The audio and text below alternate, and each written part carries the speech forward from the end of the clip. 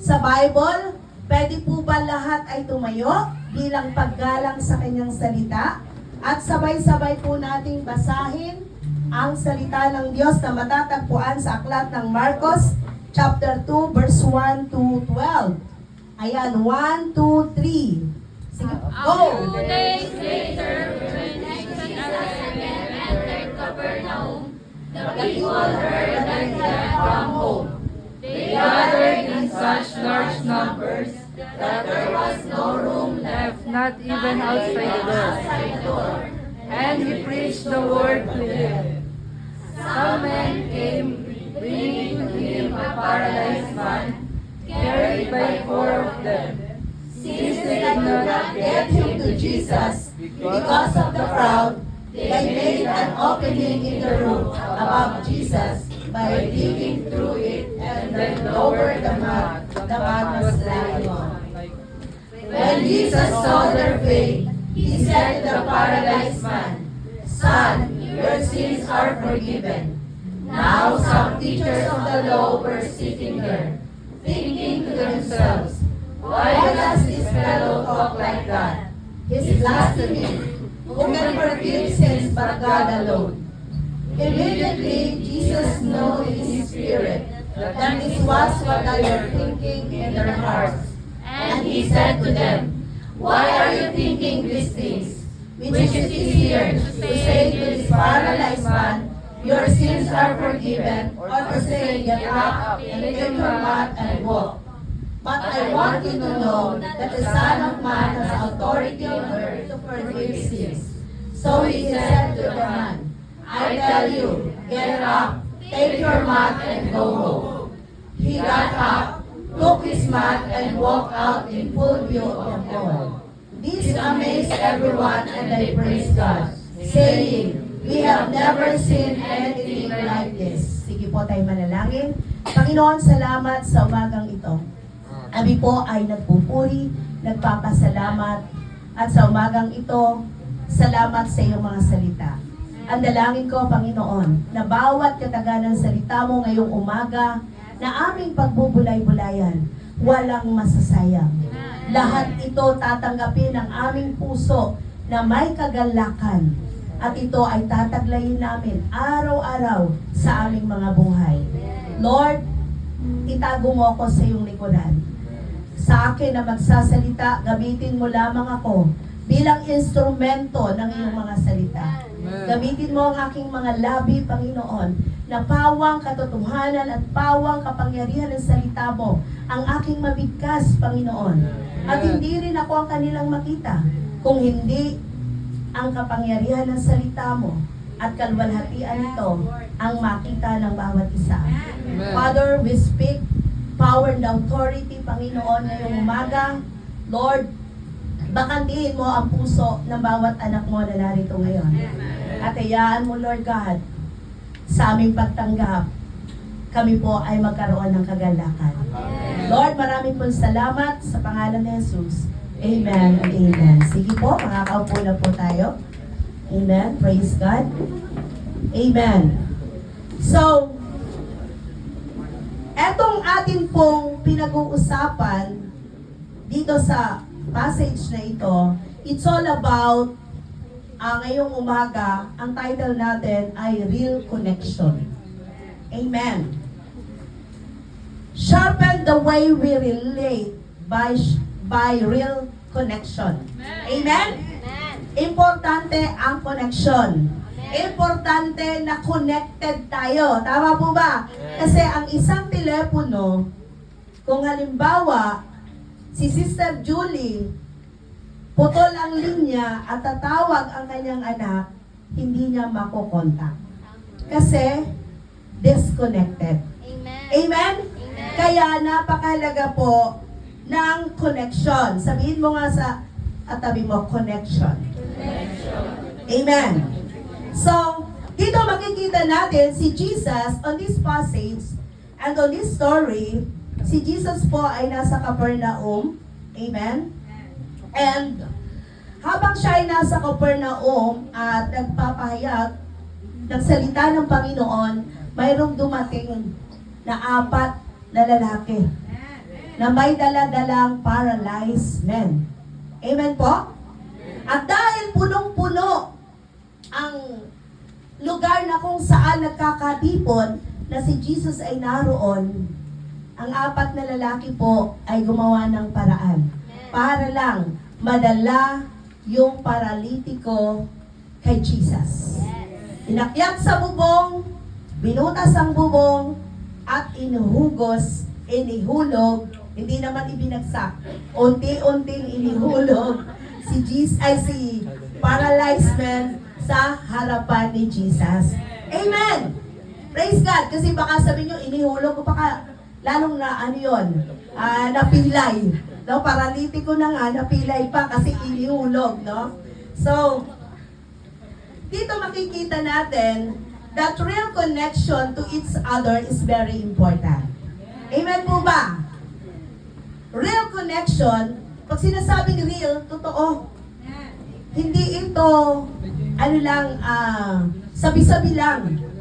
Pag sinabing real, totoo na connected tayo. Katulad ngayon, connected ako sa inyo kasi nakikinig kayo sa akin. Amen po ba? True real connection build a strong relationship. Are we agree? Amen? And then the story show us the strong relationship with poor man and the paralyzed man. There is a strong connection on them. Amen po ba? Kasi tingnan natin, kung etong apat na men, no? Hindi nabanggit kung magkakaibigan sila, basta may apat na lalaki na nagkaroon ng concern doon sa paralitiko. Amen po ba? Dito makikita natin na yung poor man merong relasyon malamang doon sa paralitiko. Pwedeng kaibigan, malapit na kaibigan. Tama po ba? Kasi hindi tutulungan nung apat na lalaki yung paralitiko kung wala silang connection. Tama? Kung wala silang relasyon. Tama po ba? At hindi tayo tutulong minsan sa mga taong hindi natin kilala. Wala tayong connection. Tama po ba? Ganun ang tao. Amen? Kapag connected tayo, kahit kaibigan yan, kapitbahay, once we are connected, tayo po, because of relationship, nagkakaroon tayo ng connection sa kanila at nagkakaroon tayo ng malasakit. Amen? Amen. And how to know that there is a real connection? Amen. You must have relationship to one another. Amen. Dahil kapag tayo may relasyon, may magandang relasyon sa bawat isa, amen, tayo po ay connected sa isa't isa.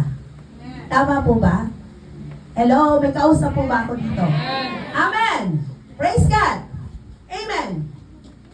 It is not only a romantic relationship, kasi baka sabihin nyo, ang relasyon ay kapag may mga romantic relationship lang. Tama po? Mag-asawa, relasyong mag-asawa.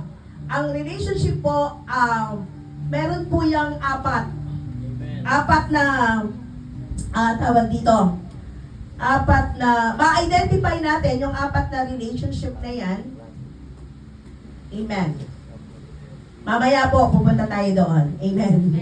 Mamaya na. Amen.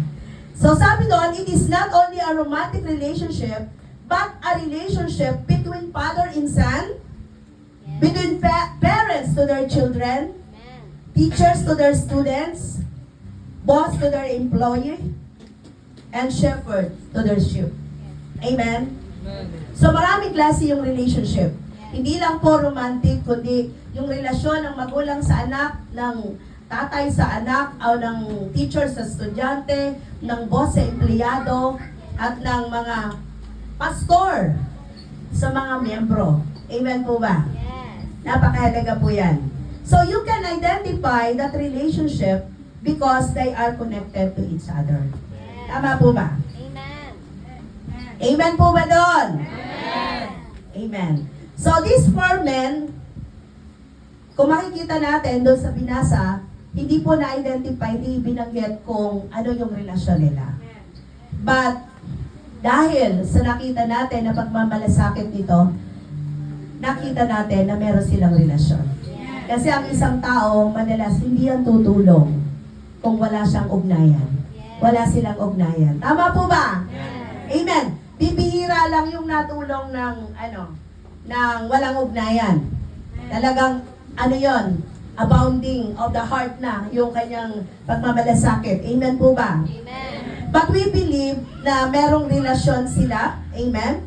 Because they are bringing this paralyzed man to Jesus. Nakita natin yung malasakit. Yeah. Amen. Amen. Kamusta po tayo? Meron po ba tayong malasakit? Sa ating pamilya? Sa ating kapwa? Sa ating kaibigan? Amen? Sa ating trabaho? Amen? Sa ating kapitbahay? Baka pag ang kapitbahay natin masamang ugali, bahala na siya. Amen? Pero yung mga anak ng Diyos, hindi ganon. Kahit na sabihin natin na hindi ka ibig-ibig, hindi ka mahal-mahal, kailangan natin pagmalasakitan. Amen. Dahil even Jesus, pinagmalasakitan niya po tayo. Amen? At kapag may relasyon ka sa isang tao, ano yung nararamdaman mo? Paggaling. Alam nyo na agad? Pagmamahal. Amen. Nandun na pala eh. Love. Amen.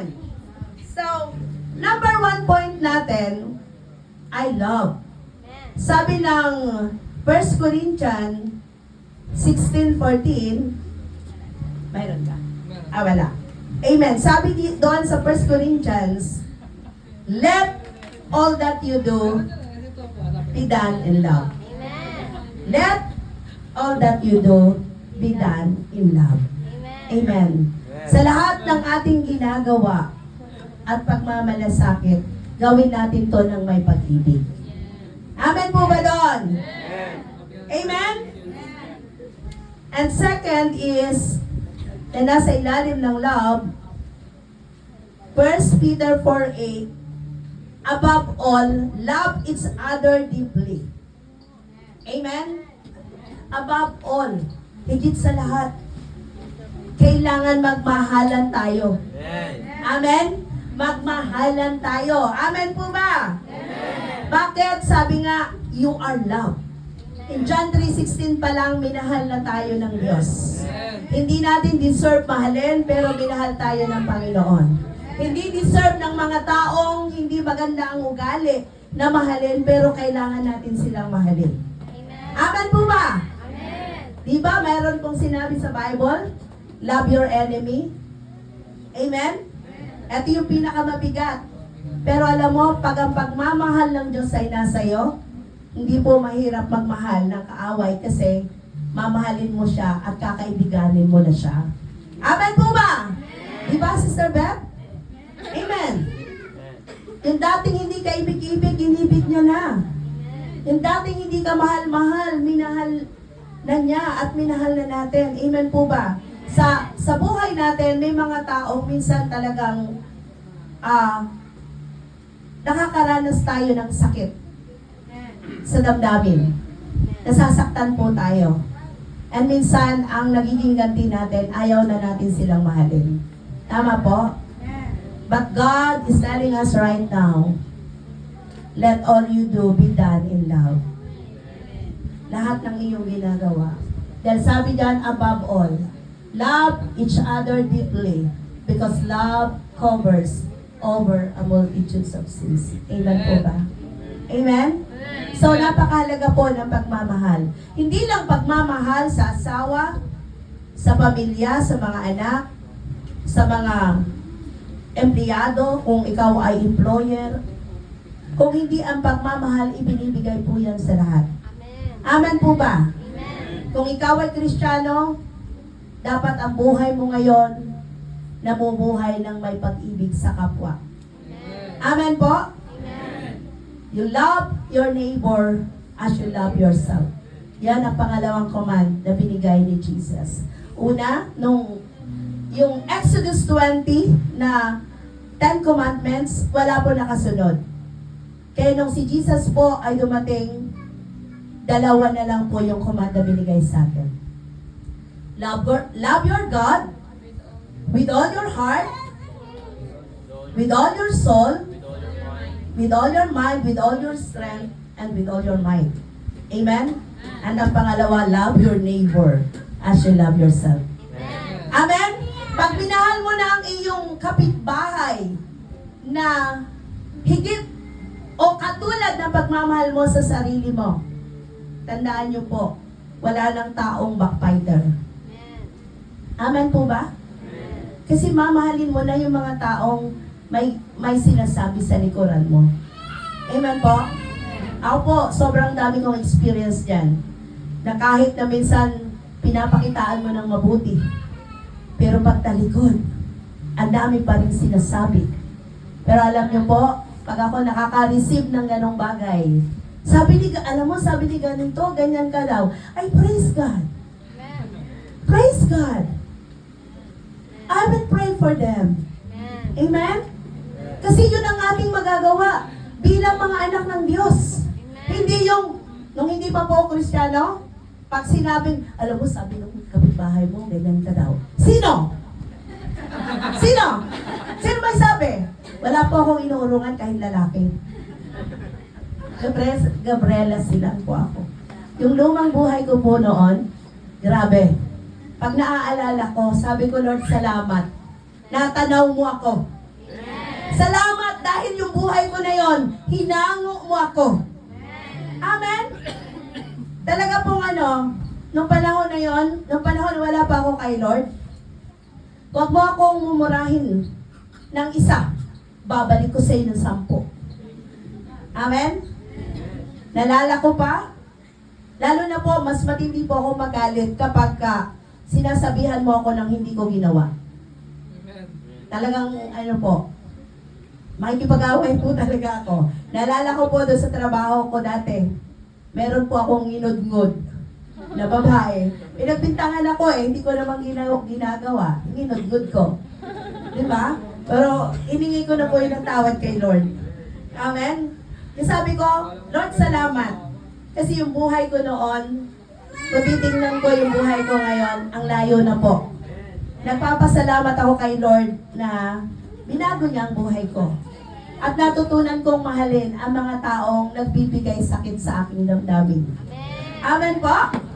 Yun dapat. Dahil si Jesus, sinaktan, tumanggap ng 39 lashes, lahat ng hirap, pangungot niya, tinanggap niya.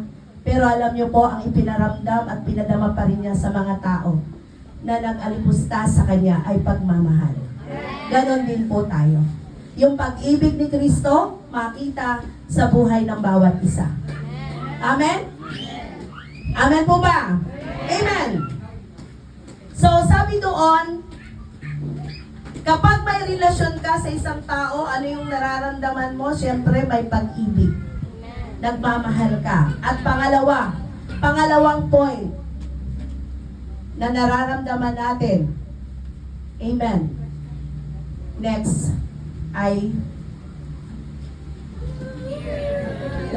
sabihin nyo nga po ng malakas. Care. Sino po dito yung may care? Amen. Sino lang po ba yung binibigyan natin ng care? Hello? May kausap po ba ako dito? Amen. Sino lang po yung binibigyan natin ng care? Yung mga tao lang na nagkikare sa atin? Amen. So, pag sinabing care, ito po yung talagang may malaking malasakit. Amen? Kumbaga, kung ano yung nakikita mo, nakalagayan ng isang tao, ramdam mo. At dahil ramdam mo, meron kang ginagawa na pagmamalasakit dun sa tao na yun. Amen po ba? Kailangan kapag tayo nagmalasakit, totoo. Amen po? Hindi lang tayo nagmamalasakit dahil gusto din natin na makakuha ng kapalit. Tama po?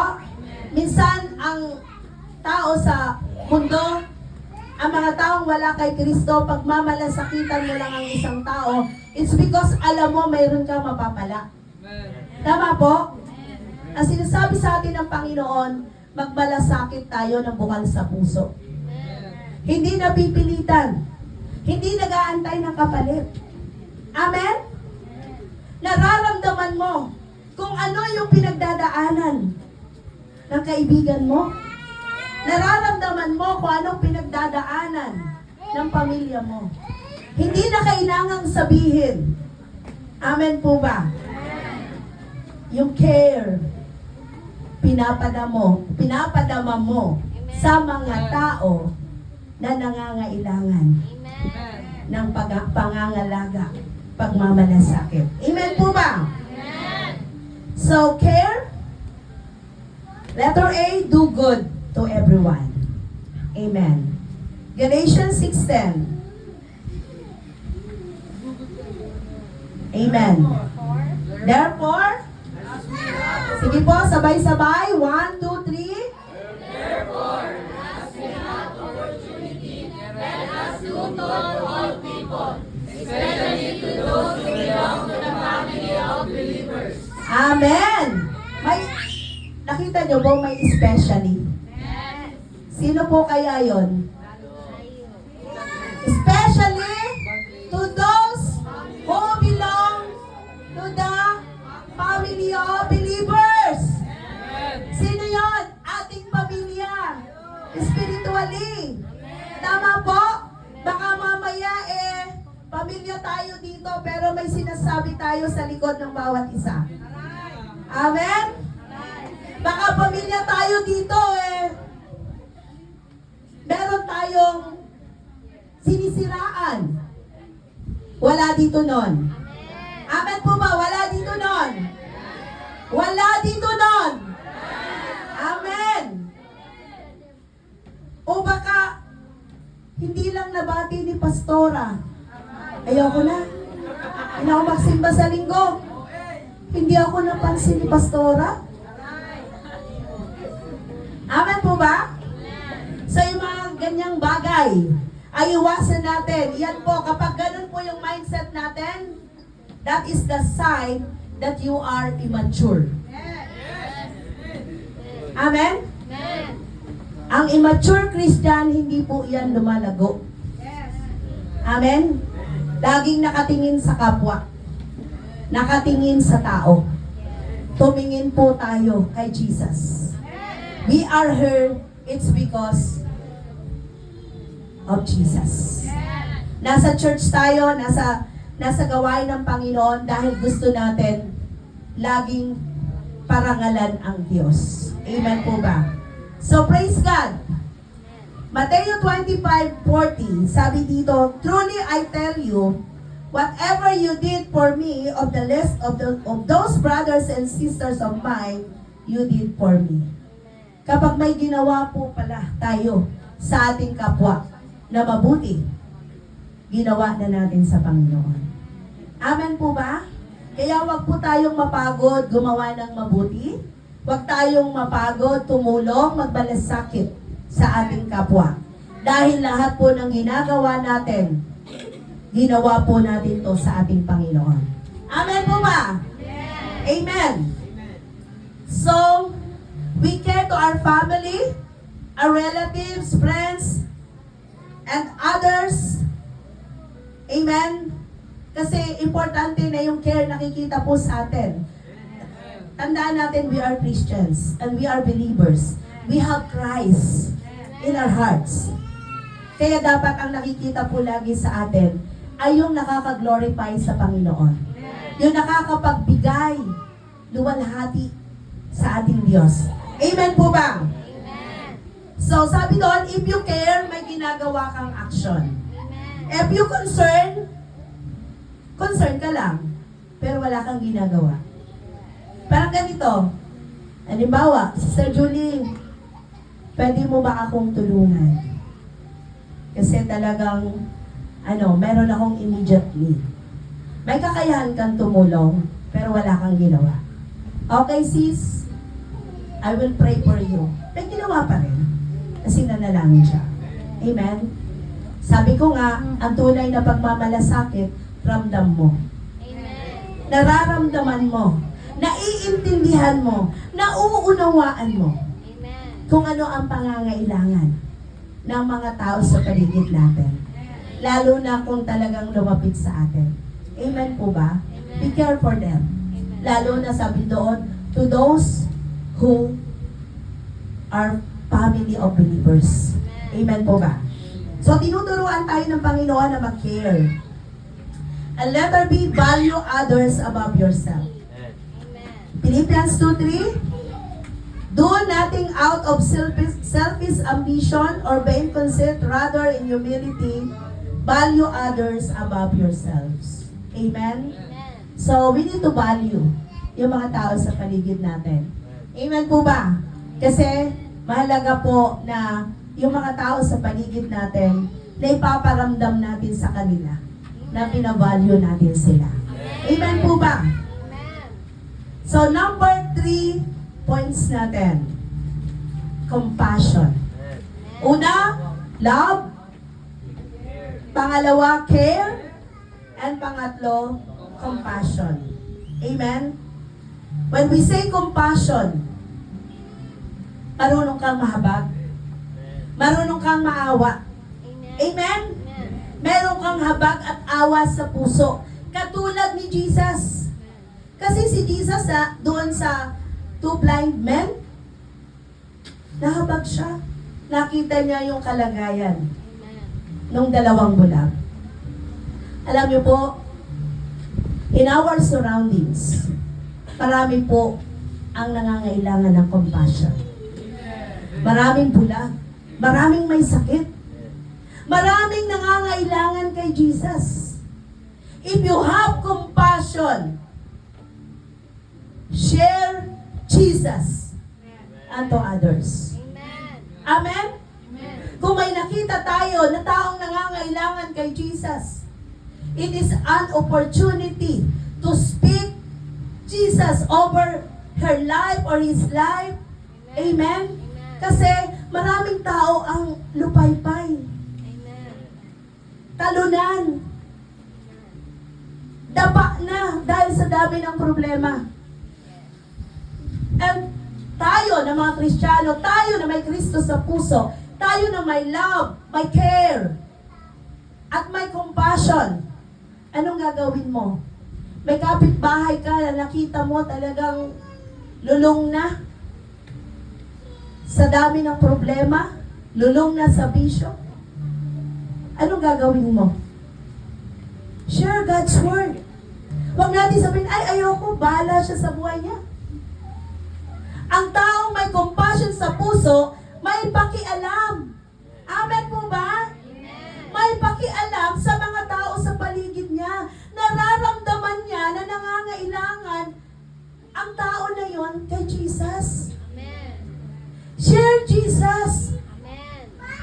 For them to know that our God is a loving God, that our God is a caring God, that our God is a compassionate God. Amen? Sinong ipadadala? Alangan naman yung kapitbahay mo. Sabi mo sa katabi mo, ikaw yon. Sabihin mo rin sa sarili mo, ako yon. Ako yon. Amen? Amen po ba? Are we willing to share Jesus unto others? I think February 14 is our evangelism. And ngayon pa lang, hinahamon ko, lahat ng nandito ngayon, sama-sama tayong lumabas. Ibahagi ang pag-ibig ni Kristo sa lahat ng tao. Amen po ba? Eh, paano yan, Pastora? Hindi ko alam kung paano ko i-share si Jesus. Before po tayo lumabas, I think, Pastor, makakaroon tayo ng training. How to evangelize. To those who are willing to participate of our evangelism. Pwede po kayong umattend sa ating training. At kung talaga, hindi naman po kayo one by one. Kung bago po kayo, isasama namin kayo sa dati na. Para kayo po ay mag-observe, palitan kayo until such time nagagawa nyo na po kung paano i-share si Jesus. Amen po ba? Meron bang compassion ang mga narito ngayon? Amen. Sasama ba ang mga narito ngayon sa evangelism? Amen. Taas ang kamay. Amen. Taas ang kamay. Amen. Binilang po yan ni Jesus. Bilang yan ng Diyos. Kaya dapat lahat ng tumaas ang kamay, makikita sa training at makikita paglabas. Palakpakan naman natin ang Panginoon. Amen. Show our compassion unto our neighbors. Ang dami pa dito sa paligid natin na hindi pa nakakilala kay Kristo. O baka kilala lang si Kristo, hindi alam ang katotohanan patungkol kay Kristo.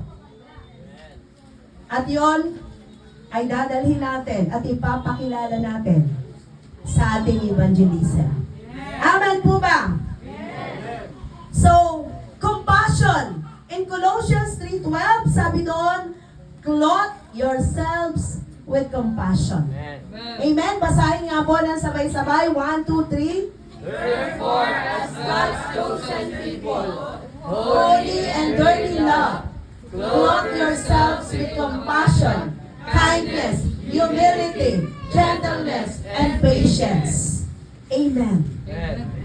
Clothe yourselves with compassion. Amen po?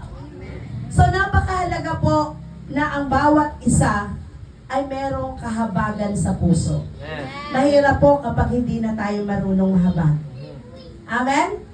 Pag hindi na tayo nahahabag, ibig sabihin, wala na tayong pakialam sa kapwa natin. Amen po ba? And pangalawa, sabi doon, be kind and compassionate. Amen. Ephesians 4:32. Amen. Basahin ulit ng sabay-sabay. Be kind and compassionate to one another, forgiving each other, just as Christ God forgave you. Amen. Be kind and compassionate. Compassionate po ba tayo? Kind po ba tayo? Amen. So, yung apat na nasa story, nagkaroon po silang apat na compassion doon sa paralyzed man. Tama po? Kasi, kung hindi po yung apat na yon naramdaman yung compassion, yung awa, at habag doon sa may sakit, nakita niyo po yung kanilang ginawa? Puno na yung crowd talagang siksikan. Wala nang paglalagyan. Pero alam niyo po, sabi nga, kapag ka gusto, may paraan. Pag ayaw, maraming dahilan. Amen. Amen? Amen po ba? Anong ginawa ng apat na lalaki para lang madala kay Jesus? Binuhat. Dinala sa bubong. Pinuta sa bubong. Siguro yung pinaghihigaan niya tinalian, unti-unting ibinaba sa harap ni Jesus. At tingnan natin, napakaganda ng nangyari. Diba? Paano, sa dami ng tao, paano kaya nalaman din ng apat na yon kung saang bandang area si Jesus? At doon mismo sa harap. Grabe, no? Dahil nakita ng Panginoong Jesus yung pananampalataya ng apat at pagmamalasakit ng apat at pagmamahal ng apat, yung habag ng apat. Anong nangyari? Gumaling ang paralyzed. At alam niyo po ba? Kinwestiyon pa yon ng mga tao na hindi nananampalataya kay Jesus, na nasa paligid ni Jesus. Kinwestiyon pa yung pagpapagaling ni Jesus. Amen po ba? At alam niyo po, ang Panginoon ang unang naging mahabagin sa atin. Ang Diyos mahabagin sa lahat ng tao, nahahabag sa lahat ng tao. Kasi ang gusto ng Panginoon, lahat po ng tao maligtas eh. Lahat ng tao gumaling sa sakit. Tama po? Kung gusto natin na tayo ay patuloy na magamit ng Panginoon para mayroong mga tao na makatanggap ng pagmamahal ni Kristo, mga tao na makaranas pagmalasakitan, mga tao na makaramdam na sila'y kinahabagan, pakita po natin ito sa ating kapwa. Amen po ba? Amen. Tandaan, malaki ang magagawa kapag meron kang love, meron kang care, and meron kang compassion. Amen? Kasi bakit? Naiintindihan mo ang sitwasyon ng ibang tao dahil ikaw pala ang gagamitin ng Lord sa sitwasyon nila. Amen po ba? Parang ayaw nyo naman. Amen po ba doon? Amen! So, paano ka nakaka-relate sa kanila or sa bawat tao na nai-encounter mo? Una, nararamdaman mo ang nararamdaman nila. Amen? Amen po ba doon? Naiintindihan mo ang pinagdadaanan nila. Amen? And nauunawaan mo ang dinaranas nila. Praise God. In my testimony, naalala ko po, ito, lagi ko na itong patutuuin. Nung one time na, hindi pa po ako pastor noon, naalala ko, na nagkaroon kami ng evangelism. Nag-iikot-ikot, until such time na sa aming pag-iikot, meron akong nasira na isang nanay. At yung nanay na yun po, nung may bahagi ko si Jesus, alam niyo po ba, umiyak siya kasi, yun palang araw na yan, that was 3 p.m., pero plano niya ng 6 p.m., tatalo na siya sa overpass. Grabe. Tatalo na sa overpass dahil ng babae ang asawa niya, sundalo, tapos hindi niya alam kung paano niya aayusin at yung kanyang mga anak, nahihirapan siya. Nag-iisip daw siya kung uwi ng probinsya or magpapakamatay na lang. Ang sakit po nun. Tama po ba? But I thank the Lord dahil on that day, nagbago ang kanyang mindset. Nagbago ang kanyang mindset. Mahal pala ako ni Jesus. Hindi ko pala kailangan gawin yon. Kasi sabi ko sa kanya, alam mo kapatid, hindi mo ba alam kung sa pakiramdam mo, hindi ka na mahal ng asawa mo dahil ng ibang bakod siya? Alam mo, mayroong isang nagmamahal sa'yo na walang pwedeng pumantay at kailanman hindi ka iiwan. At yun ay si Jesus. Kaya siya po umiyak. Salamat, Pastora, dahil pinadala ka ng Panginoon sa akin. At ngayon, sabi niya, aayusin ko, magtitiwala. Siguro twice ako nakapag-Bible study. Nakasama ko siya sa Bible study dyan sa Mangga. And lumipat na lang sila ng bahay, nawala na ako ng contact sa kanila. Kasi borders lang po yun. Kaya sabi ko nga, alam mo ang Panginoon, pag mahal niya ang isang tao, magpapadala siya ng mensahera or mensahero. Amen? Kaya sabi ko sa kanya, alam mo ba, mahal ka ni Lord. Kasi kung hindi ka mahal ni Lord, wala ako dito, hindi kita kausap. At hindi ko may babahagi sa iyo na mahal ka ng Diyos. Amen? So ganun po tayo. Dapat ramdam natin kung ano yung nararanasan ng ating mga kausap. Amen? Kung tayo nakikipagkwentuhan, nakikipag-usap, instead na pag-usapan natin ang buhay ng ibang tao, pag-usapan natin yung kabutihan ni Jesus. Yung pagmamahal ni Kristo, yung pag-ibig niya, yung pagmamalasakit niya, yung kahabagan niya. Yun ang ating imaritestimony. Amen? Pinalitan na po natin yung marites. Dinagdagan natin ng testimony. Yung buhay natin na na kay Kristo, yun yung makaka-impluwensya para magbago ang buhay ng tao. Amen po ba? Amen. Praise God! Hallelujah! Amen. Napakasarap po na tayo po gagamitin ng Panginoon para sa kanyang kaluwalhatian. Amen po. At alam ko, bawat isa sa inyo may testimony kayo. Amen. Kung ano ang buhay nyo before at kung ano yung buhay nyo ngayon na na kay Kristo. Yes. At naniniwala po ako, hindi po kayo aksidente na punta sa pamilyang ito. Dahil mayroong magandang purpose ang Diyos sa buhay ng bawat isa. Amen po ba? Amen. So, in conclusion, when you establish real connection with others, you must show love, care, and compassion. Amen. Amen po ba doon? Amen. Amen. And our declaration today, sabay-sabay po nating basahin. I will establish real connection to My loved ones, friends, relatives, neighbors, churchmates, and to other people. I will show my love to them. I will let them know that I care.